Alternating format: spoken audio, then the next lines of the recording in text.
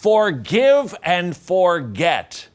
How do you do that? Let me introduce you to a woman who did that very thing.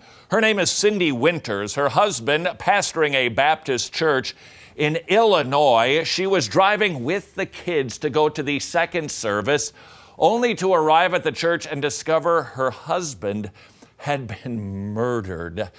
Hard to imagine a greater crime committed against somebody than the murder of a loved one. Cindy was able to say things that you and I should be able to say when somebody has committed a crime against us. What are your feelings toward Terry Sedlak, the man accused of killing your husband? You know, I do not have any hatred or even hard feelings towards him. We have been praying for him. One of the first things that my daughter said to me after this happened was, she said, you know, I hope that he comes to learn to love Jesus through all of this. We are not angry at all, and we really firmly believe that, that he can find hope and forgiveness and peace through this by coming to know Jesus, and we hope that happens for him. That's absolutely amazing and spectacular. Do you think you would be able to talk like that? Recently in Atlanta, no shocker here, there was a murder reported on the news. A young child had been killed by some kook's bullet. It was the mother's second child who had been murdered in inner city Atlanta. They interviewed her about her attitude toward the killer, and she was furious.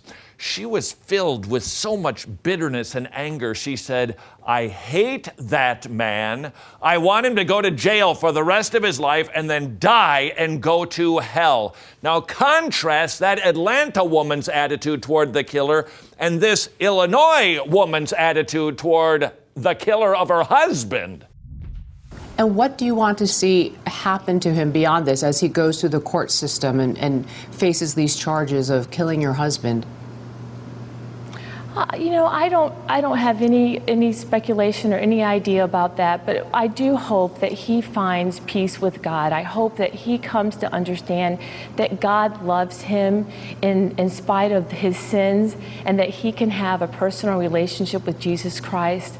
I have experienced so much hope and comfort by my relationship with Jesus, and I hope that he finds that as well.